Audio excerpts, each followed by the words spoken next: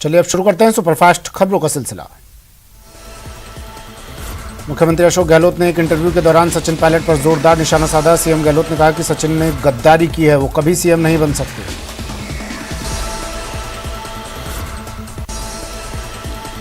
CM Gehlot के सचिन पायलट पर निशाना साधने के बाद बीजेपी एक्टिव मोड में आ गई है। बीजेपी प्रदेश अध्यक्ष सतीश पूनिया ने कहा कि गहलोत सरकार चंद दिन की मेहमान है, कांग्रेस को अब कोई नहीं बचा सकता। नेता प्रतिपक्ष गुलाब चंद कटारिया ने गुजरात हिमाचल चुनाव के बाद राजस्थान सरकार में भी नेतृत्व परिवर्तन की संभावना जताई है। कटारिया ने कहा कि अब अशोक गहलोत के पास कोई रास्ता शायद ही बचे। हालात उनके खिलाफ हैं, ऐसे में उनके पास अपनी ही किसी भरोसेमंद का नाम आगे करने के अलावा और कोई चारा नहीं बचा। देखो, निश्चित रूप से राजस्थान में जिस प्रकार का बखेड़ा चल रहा है, ये दोनों जो चुनाव की 8 तारीख जब समाप्त होगी दिसंबर को, परिणाम आने के बाद कोई तो भी बड़ा उलटफेर होने वाला है।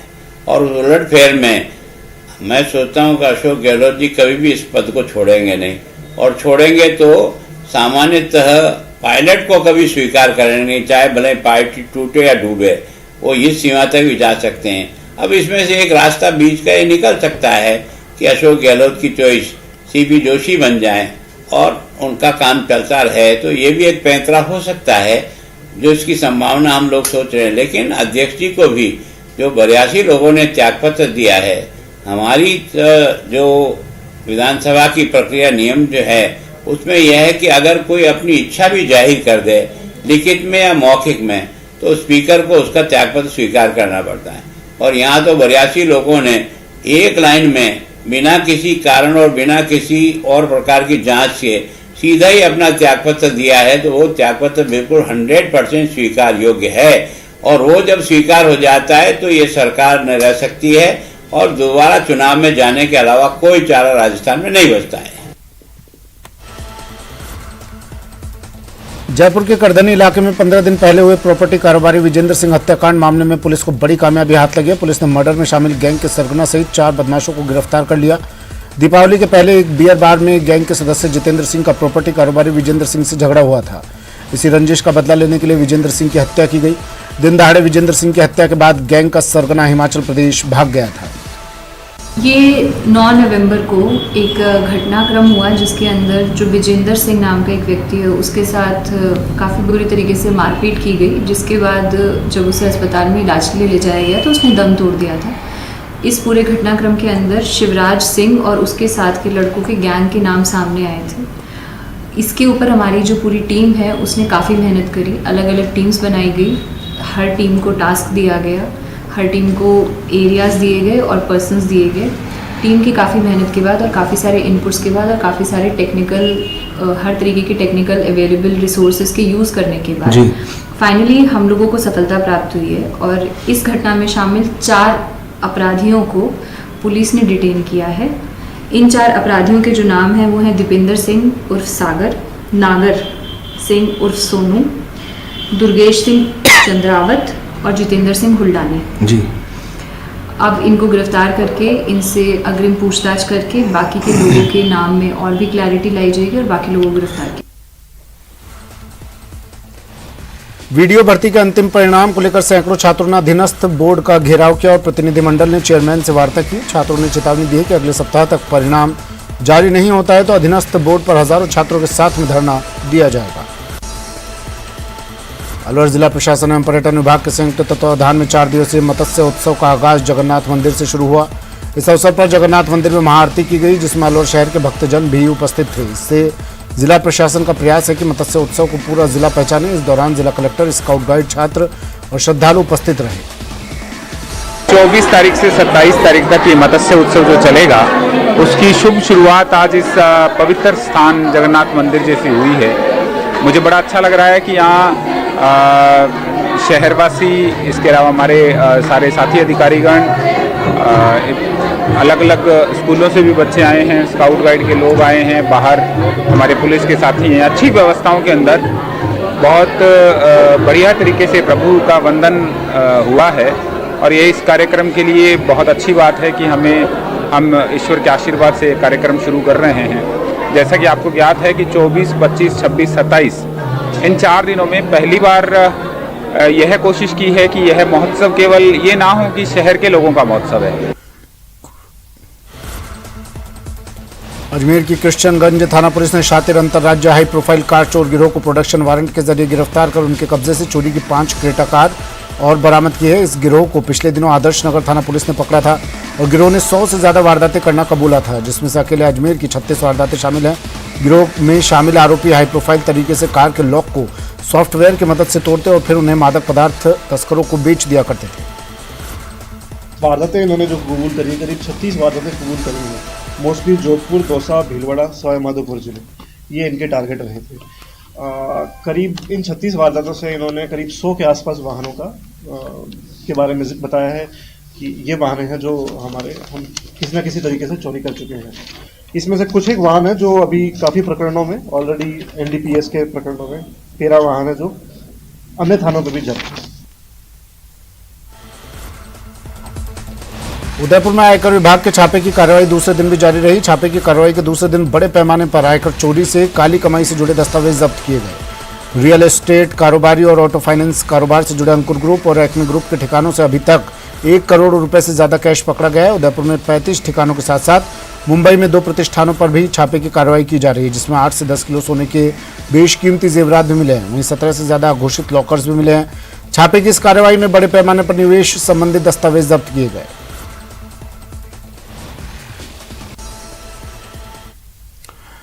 और बड़ी खबर इस वक्त की, सीएम के पायलट पर बयान के बाद सियासत अब प्रदेश में तेज हो गई है। कांग्रेस के वरिष्ठ नेता जयराम रमेश ने नसीहत दी है। कहा, बयानबाजी से संगठन मजबूत नहीं होता। आगे उन्होंने कहा कि अशोक गहलोत वरिष्ठ और सचिन पायलट युवा नेता हैं। मतभेदों का संगठन स्तर पर हल निकाला जाएगा। राजस्थान में भी भारत जोड़ो यात्रा सफल होगी। आगे उन्होंने कहा कि कांग्रेस लोकतांत्रिक पार्टी है, भय का माहौल नहीं है, इसलिए लोग अपने मन की बात बोल देते हैं। संगठन सबसे ऊपर।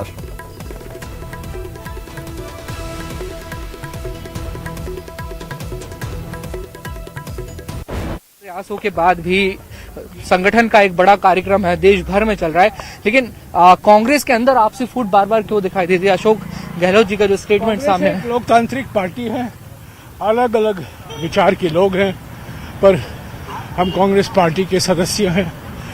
कांग्रेस पार्टी के अंदर कोई भय का माहौल नहीं है, कोई डर का माहौल नहीं है। लोग अपने आप जो अपने मन में है, अपनी बात, मन की बात बोल देते हैं, कभी कभी पार्टी के अंदर, कभी कभी मीडिया के द्वारा, पर संगठन सर्वोपरि है। सर्वप्रथम संगठन का हित है। संगठन को मजबूत करना हर कांग्रेस नेता, हर कांग्रेस कार्यकर्ता का कर्तव्य बनता है और इसके ओर ये भारत जोड़ो यात्रा निकाला गया। 6 दक्षिण भारत राज्यों और महाराष्ट्र के साथ 5 दक्षिण भारत राज्यों में हमने हमारे संगठन में नई जान देखी, नई उमंग देखी, नई उत्साह देखी और उसको और मजबूत करने के लिए, उसको और आगे बढ़ाने के लिए उत्तर भारत राज्यों में हर एक कांग्रेस नेता, हर एक कांग्रेस कार्यकर्ता का कर्तव्य बनता है। बयानबाजी से संगठन मजबूत नहीं होता। अशोक गहलोत जी से सर आपकी बात हुई, क्योंकि अगला पड़ाव राजस्थान ही जाना है आपको, मध्य प्रदेश, वहां पे सारी स्थिति ठीक है, चुनाव तो वहां पे भी होने हैं सर, और लगातार वहां पे परेशानियां कांग्रेस के लिए खड़ी हो जाती हैं। हमने पार्टी की ओर से, मैंने कल एक बयान दिया है कि अशोक गहलोत जी बड़े वरिष्ठ, बड़े अनुभवी हमारे नेता हैं। सचिन पायलट जी युवा नेता हैं, उनका भी एक विशेष महत्व है हमारा संगठन में, राजस्थान और केंद्रीय स्तर पर भी। पर जो कुछ मतभेद हैं, मुझे विश्वास है, मैं यकीन करता हूं कि वो जल्द से जल्द संगठन के नजरिए से कोई हल निकाला जाएगा और भारत जोड़ो यात्रा राजस्थान में भी उसी मात्रा में सफल होगा जो हमने देखा केरला में, तमिलनाडु में, कर्नाटका में, तेलंगाना में, खासतौर से महाराष्ट्र में, और जो हम देख रहे हैं पिछले 3 दिन से मध्य प्रदेश में। हालांकि मध्य प्रदेश सरकार की ओर से कई प्रयास किए जा रहे हैं, कई बाधाएं आ रही हैं, पुलिस का सहयोग नहीं मिल रहा है, मीडिया को कहा जा रहा है आप भारत जोड़ो यात्रा को कवरेज मत दीजिए, पर उसके बावजूद लोग आ रहे हैं, लोग मिल रहे हैं राहुल जी से, भारत जोड़ो यात्रा का स्वागत कर रहे हैं। और ये सड़कों के बावजूद भी हम रोज 22-23 किलोमीटर चल रहे हैं। बहुत शुक्रिया सर। जयराम रमेश जी कांग्रेस के दिग्गज नेता हमारे साथ थे और उन्होंने साफ कहा है कि जो मतभेद उभरे हैं अशोक गहलोत सचिन पायलट को लेकर जो उन्होंने स्टेटमेंट दिया था वो संगठन के स्तर पर ठीक किए जाएंगे। कांग्रेस एक लोकतांत्रिक पार्टी है, भारत जोड़ो यात्रा चल रही है, राजस्थान में भी बहुत सफल होगी और सारी चीजों का समन्वय जो है वो पार्टी के वरिष्ठ नेता बैठाने का काम करेंगे। न्यूज 18 के लिए मध्य प्रदेश के खरगोन से वासु चौरे। तो अशोक गहलोत वरिष्ठ और सचिन पायलट युवा नेता, मतभेदों का संगठन के स्तर पर हल निकाला जाएगा, जयराम रमेश ये कह रहे थे। शुरू करते हैं फिर से सुपरफास्ट खबरों का सिलसिला। डीएपी संकट की मार झेल चुके किसानों को यूरिया संकट का सामना करना पड़ रहा है। यूरिया पाने के लिए किसानों में हाहाकार मचा हुआ है। झुंझुनू के 2 क्रय विक्रय समितियों पर यूरिया को लेने को लेकर सुबह से ही दोनों केंद्रों पर किसानों की भीड़ उमड़ी। क्रय विक्रय सहकारी समिति महाप्रबंधक धर्मेंद्र कुमार ने जानकारी देते हुए बताया कि आज जिले के 2 क्रय विक्रय केंद्रों पर 1480 कट्टे वितरित किए गए। करने के लिए भी नहीं मिली, डीएपी नहीं मिली। आज 3 दिनों लग रहा। आज सुबह 7 बजे आके लाइन में लग गया, फिर कोई चाह पानी पीने चल जावा, आगे हो जाना लेट नहीं रह जावा। कत्ती जनता क्या कर रही है जनता। 3 दिन पहले लाइन में खड़ा रहा, क्यों खाली हाथ चला गया और आज भी खाली हाथ जाता दिखा में। सुबह लग गया 7 बजे लाइन में। कोटा के नानता इलाके में करीब 1 सप्ताह से दहशत का पर्याय बन चुके पैंथर का रेस्क्यू कर लिया गया। आधी रात को वन विभाग की टीम को सफलता मिल गई। महल के अंदर पानी पीकर लौटते समय वन विभाग की टीम ने शॉट मारकर पैंथर का रेस्क्यू किया। रेस्क्यू करने के बाद वन विभाग की टीम ने पिंजरे में कैद कर पैंथर को अपने कब्जे में ले लिया। करीब 1 सप्ताह बाद पैंथर का रेस्क्यू होने के बाद स्थानीय ग्रामीणों में खुशी की लहर है। अच्छा लग रहा है कि रेस्क्यू टीम ने उसको जल्द से जल्द पकड़ लिया, सभी फ्री हो गए, टेंशन फ्री। बाहर आके हमने ढूंढना शुरू किया। इसको कंफर्म था कि लग गया, इनको भी विश्वास था इस बात को लग गया। बाहर आके हमने ढूंढा, आते ही मिला, पकड़ा गया है। हम सब गांव वालों के लिए बहुत बहुत खुशी की बात है। और एक दहशत का माहौल बन गया था, वो आज जाके सब खत्म हुआ है बिल्कुल।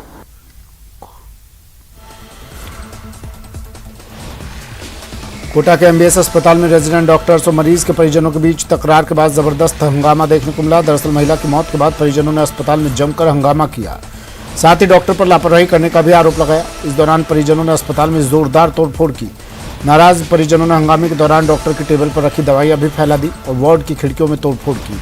सूचना मिलने के बाद मौके पर पुलिस पहुंची और देखते ही देखते एमबीएस अस्पताल परिसर छावनी में तब्दील हो गया।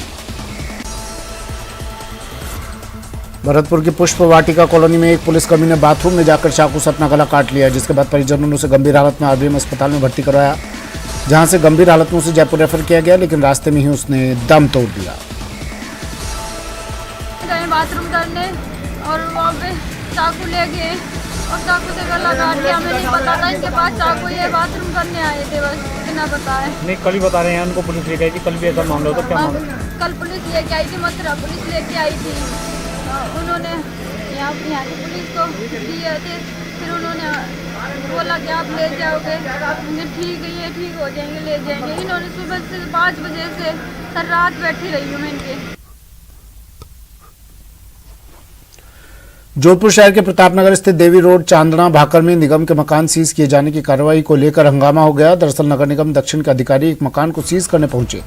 भवन मालिक ने सीज मकान में पीछे के हिस्से से अपनी स्कूली बच्ची को अंदर डालकर हंगामा कर दिया, जिस पर बाद में पुलिस भी वहां पहुंची। बच्ची को मकान से मुक्त कराने के बाद निगम की तरफ से अब राजकार्य में बाधा डालने का केस भवन मालिक के खिलाफ दर्ज करवाया गया है। आज कार्रवाई की गई है, इसमें बच्ची अंदर रह गई सीज करने से पहले। अभी मैं सुबह 8 बजे सीजर की कार्रवाई हुई है और सीजर की कार्रवाई के समय घर के लॉक लगा हुआ था, कोई नहीं था घर में। और ये लोग पीछे जो है सुधार जी के मकान में रहते हैं और अभी इसका जांच कराएंगे कि बच्ची अंदर। सर, कोर्ट के अंदर इसका पता चला कि स्टे लगा हुआ है, तो इसको स्टे के रिगार्डिंग हमने कल वकील से बात की है, स्टे अब नहीं है।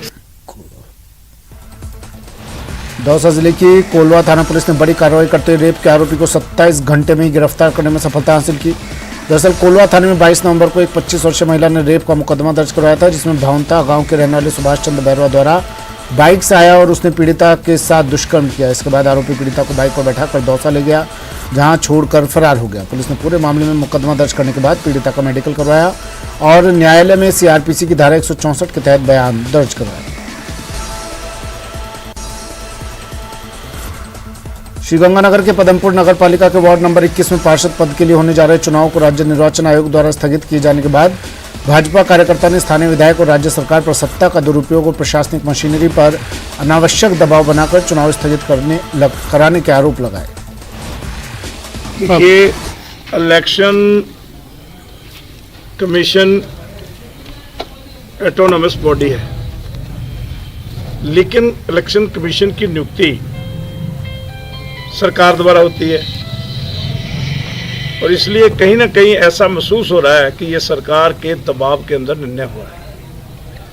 इलेक्शन कमीशन गजट नोटिफिकेशन में तारीख निश्चित करता है, उसमें वोट जोड़ने की, काटने की, जहां भी इलेक्शन हो बाकायदा सब लोगों को मौका दिया जाता है BLO के माध्यम से। फिर उसके अंदर किस डेट को नामांकन, फिर नामांकन पत्रों की जांच के बाद जो सही पाए गए उनको चुनाव में, और फिर चुनाव की डेट से पहले 48 घंटे चुनाव प्रचार बंद हो जाता है। सुजानगढ़ की कोतवाली पुलिस ने कैसीनो के जुए के खिलाफ बड़ी कार्रवाई को अंजाम देते हुए कैसीनो पर जुए का भांडाफोड़ किया। दबिश के दौरान 6 कैसीनो मशीनें भी जब्त की गई। दूसरी ओर पुलिस की इस कार्रवाई से जुआरियों में हड़कंप मच गया। एक महिला कलेक्टर टीना डाबी के पास पहुंची थी और अपनी 12 साल की बेटी के साथ मारपीट करने वालों के खिलाफ कानूनी कार्रवाई की मांग की। साथ ही अपनी बच्ची की कस्टडी हमेशा के लिए दिलाने में मदद भी मांगी, जिसके बाद जिला कलेक्टर टीना डाबी ने महिला की फरियाद सुनकर महिला को आश्वासन दिया और उसके साथ पूरा न्याय होगा, जिसके लिए उन्होंने जिला पुलिस को तुरंत कार्रवाई करने के निर्देश दिए। बच्ची मतलब बोलने की कंडीशन में नहीं है, बच्ची खुद इतनी डरी हुई है और मेरे को निकाला। उसके बाद में मेरे खुद के परिवार के मौजूद लोगों के बीच में भी हमारी समझाइश की गई, फिर भी कोई समझाइश नहीं हुई, उन्होंने नहीं रखा। मेरे को मारपीट करते थे, शोषण, तो उसके लिए भी मेरे घर वालों ने कोई केस नहीं किया कि कल को मेरी कोई दिक्कत नहीं हो जाए, मेरी बच्ची को कोई दिक्कत नहीं हो जाए कि भाई मेरे रिश्तों में दरार आ जाएगी, तो इसलिए हमने वो भी नहीं किया। मेरी माँ भी मतलब मेरे टेंशन में 2 साल पहले उनकी भी डेथ हो गई और अब मैं यही चाहती हूँ कि भाई मेरे साथ मारपीट जो की है वो मैंने सहन कर लिया। बच्ची के साथ ही उसकी मैंने FIR भी दर्ज करवाई है महिला ये थाना में, यहाँ पे कोतवाली थाना में। और मैं चाहती हूँ कि भाई मुझे मेरी बच्ची को न्याय मिले। मेरे को मेरे पापा और दादी ने बेल्टा से घर पे मार के निकाला। मेरे को स्कूल भेजते नहीं थे, घर का काम करवाते थे, घर में कैद करके रखते थे, बच्चों के साथ खेलने नहीं देते थे, किसी से बात करने नहीं देते थे। बांदा जिले के सदर थाना क्षेत्र के चौकी पुलिया के पास बीते 3 दिन पूर्व नदी में डूबे युवक का शव SDRF टीम द्वारा रेस्क्यू कर लिया गया। दरअसल 21 नवंबर को पर्व नदी पर नहाने गया दलोदा गांव निवासी 28 वर्षीय युवक नवल लोहार डूब गया था, जिसकी सूचना पर पहुंची SDRF की टीम 22 नवंबर से नदी में लगातार युवक की तलाश में जुटी थी, लेकिन नदी की चौड़ाई और गहराई अधिक होने के चलते रेस्क्यू टीम को खासी दिक्कत का सामना करना पड़ा। डूंगरपुर जिले की बिछीवाड़ा थाना पुलिस ने शराब तस्करी के खिलाफ बड़ी कार्रवाई की। पुलिस ने राजस्थान गुजरात के रतनपुर बॉर्डर पर एक ट्रोले से 50 लाख की अवैध शराब पकड़ी। ये शराब गुजरात जा रही थी। पुलिस ने ट्रोला चालक को गिरफ्तार कर लिया। पुलिस ने ट्रोले को जब्त कर रतनपुर चौकी पर रखवाया। पहले 100 पिस्टोल के कट्टे, फिर शराब की पेटियां उतारकर गिनती की गई। डूंगरपुर जिले की साइबर थाना पुलिस ने वीडियो कॉल पर बुजुर्ग का अश्लील वीडियो बनाकर ठगी के मामले में 2 आरोपियों को गिरफ्तार कर लिया। आरोपियों ने बुजुर्ग से 2,80,000 रुपए की ठगी की थी। राजसमंद के देवगढ़ थाना क्षेत्र के हीरा की बस्ती गांव में पुजारी दंपत्ति को पेट्रोल डालकर जलाने का मामला लगातार तूल पकड़ता जा रहा है। पूर्व मगरा विकास बोर्ड के चेयरमैन और देवगढ़ भीम के पूर्व विधायक हरि सिंह रावत ने इसे तालिबानी घटना बताते हुए विधायक सुदर्शन सिंह रावत पर निशाना साधा है। पुलिस प्रशासन सही ढंग से अगर न्याय करती तो शायद ये आज जो घटना घटी वो घटती नहीं। क्यों कि 12 से 13 बार उस जो पुजारी था, पुजारी ने बोल दिया साहब मेरे साथ ऐसी घटना हो रही है। पुलिस प्रशासन को फोन करते, फट से MLA का फोन आया था, भाई कोई कार्रवाई नहीं होगा, जिससे आज ये हादसा हुआ। तो अधिकारी कर्मचारी वहां रहना ही नहीं चाहता। टोंक के मालपुरा के लांबा हरि सिंह थाना इलाके के गुलगांव में 2 भाइयों के झगड़े में जीप को आग के हवाले कर दिया गया। आपसी झगड़े में इस जीप में आग लगाने के बाद जीप में रखा सरकारी राजस्व रिकॉर्ड भी जलकर राख हो गया। दरअसल दोनों भाइयों में झगड़ा हुआ और झगड़े के दौरान जीप को आग के हवाले कर दिया गया।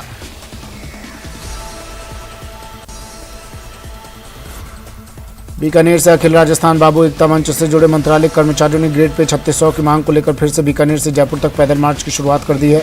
कलेक्ट्रेट से आज कर्मचारियों ने अपनी मांगों के समर्थन में नारेबाजी करते हुए पैदल मार्च शुरू किया।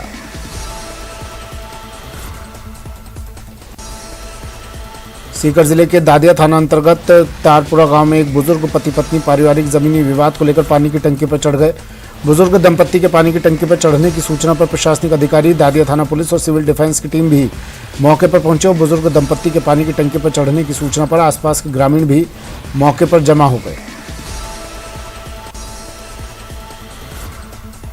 आबू रोड में कल प्रशासन द्वारा अतिक्रमण के नाम पर मंदिर ध्वस्त करने का मामला तूल पकड़ने लगा है। दरअसल अतिक्रमण हटाने के दौरान पुलिस ने महिलाओं और बच्चों पर लाठीचार्ज किया था, जिसमें कई लोग घायल हो गए थे। इतना ही नहीं, पुलिस ने बाद में 150 लोगों को विभिन्न धाराओं में गिरफ्तार भी किया, जिसे लेकर स्थानीय विधायक और बीजेपी कार्यकर्ताओं के साथ साथ हिंदू संगठनों की ओर से एक दिवसीय बंद का ऐलान किया गया। इस बंद के दौरान बीजेपी कार्यकर्ताओं के साथ विधायक जगसी राम कोहली ने उपखंड अधिकारी को ज्ञापन सौंपकर गिरफ्तार लोगों को छोड़ने की मांग की। फिलहाल इतना ही, दीजिए इजाजत, नमस्कार।